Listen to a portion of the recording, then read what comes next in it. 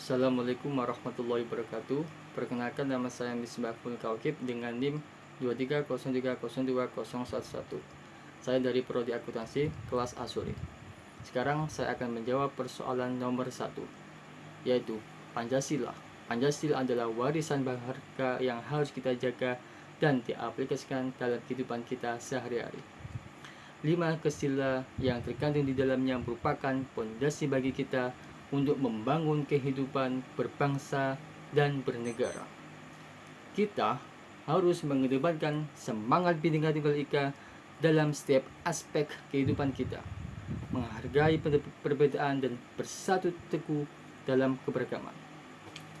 Mari kita jadikan sila pertama ketuhanan yang Maha Esa untuk menghormati kepercayaan dan keberagaman agama serta menjunjung tinggi toleransi. Dengan nilai sila yang kedua, kemanusiaan yang adil dan beradab.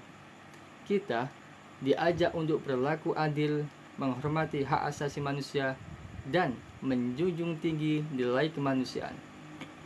Sila ketiga, persatuan Indonesia. Kita harus mengesampingkan segala bentuk perbedaan suku, ras, agama, dan golongan, serta bersatu padu membangun negara.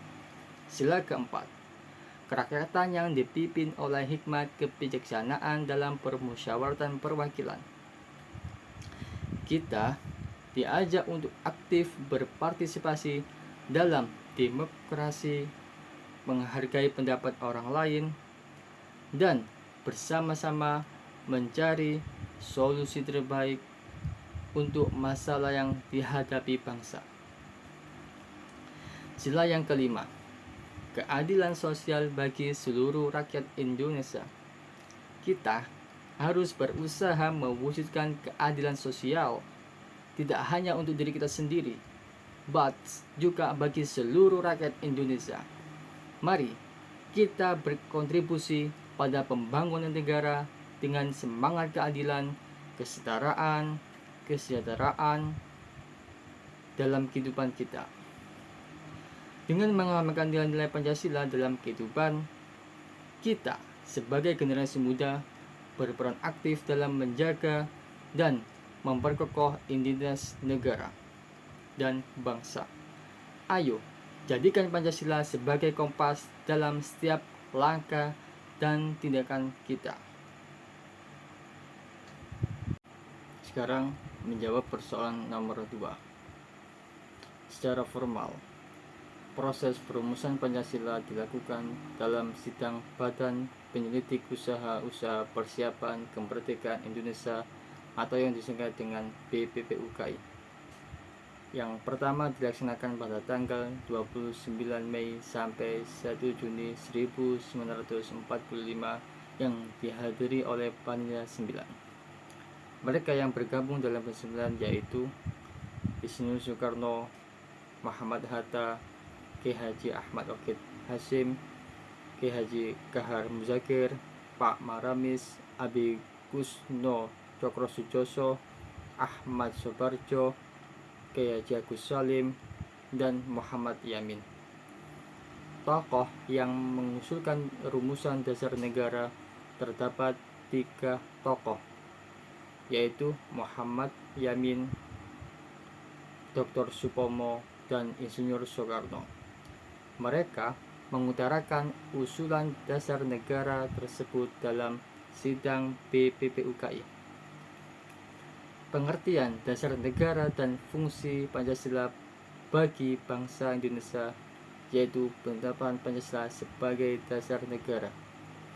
Di dalam naskah Piagam Jakarta, tepatnya pada alinea keempat, tercantum rumusan Pancasila.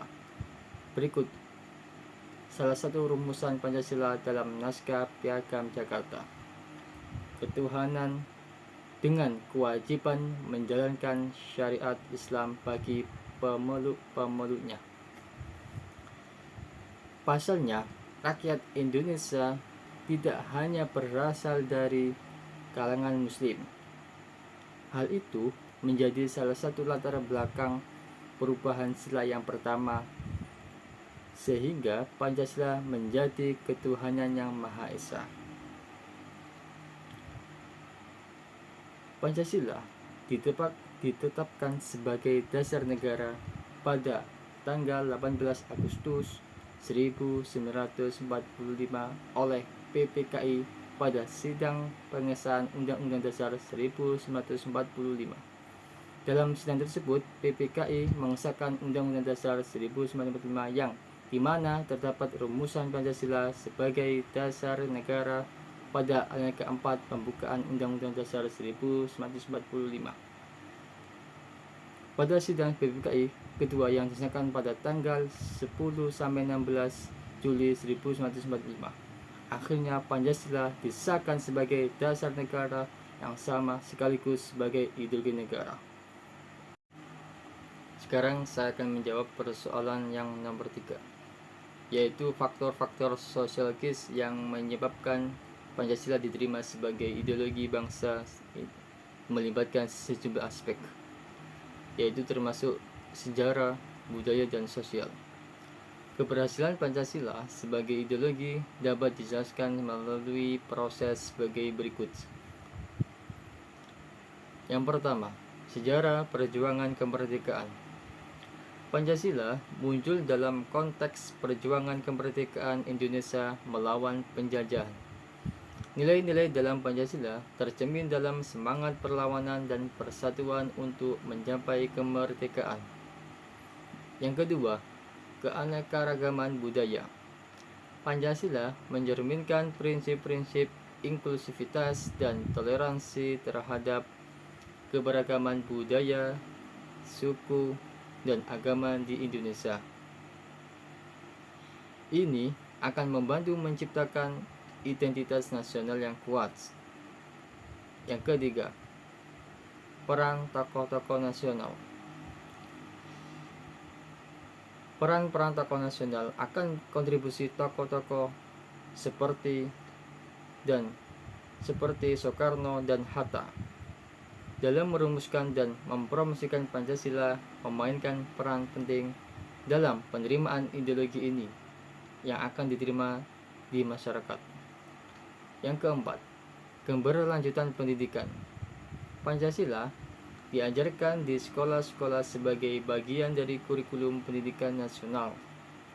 Ini akan membantu menyebabkan pemahaman dan komitmen terhadap ideologi saat ini. Sebagai generasi muda akan bisa menerima semua yang dari penjelasan ini. Semua yang saya jelaskan yaitu faktor-faktor sosiologis yang diterima di kalangan masyarakat yang akan pasti dijumpai masalah-masalah yang akan menjadi landasan Pancasila akan menjawabnya. Dan selanjutnya saya akan menjawab persoalan nomor 4, yaitu faktor tantangan terhadap eksistensi ideologi Pancasila dalam pencaturan global, yaitu meliputi globalisasi yang dapat membawa nilai-nilai asing, perubahan dinamika geopolitik, dan tantangan ideologis dari paham ekstremisme. Ancaman juga muncul dari ketidaksetaraan global, konflik antar negara, serta pengaruh ideologi yang bertentangan dengan Pancasila.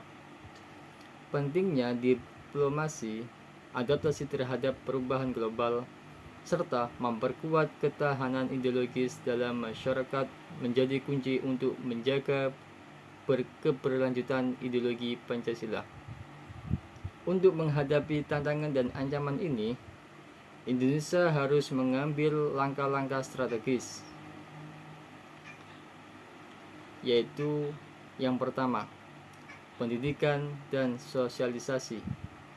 Memperkuat pendidikan Pancasila di semua tingkat pendidikan dan melalui media sosial.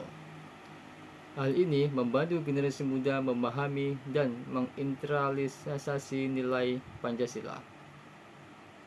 Yang kedua, diplomasi budaya. memperkenalkan dan mempromosikan nilai-nilai Pancasila di panggung internasional. Hal ini bisa meningkatkan pengaruh dan pemahaman global terhadap ideologi Pancasila. Yang ketiga, kerjasama internasional. Membangun kerjasama yang berdasarkan prinsip-prinsip Pancasila dengan negara lain, baik di bidang ekonomi, pendidikan, kebudayaan, dan lain-lain. Melalui langkah-langkah ini, Indonesia bisa mempertahankan dan memperkuat eksistensi ideologi Pancasila di tengah tantangan dan ancaman global. Semua nomor 1, 2, 3, dan 4 sudah saya jawab. Terima kasih. That's all from me. Mohon maaf jika ada kesalahan dalam menyampaikan statement saya. Wassalamualaikum warahmatullahi wabarakatuh.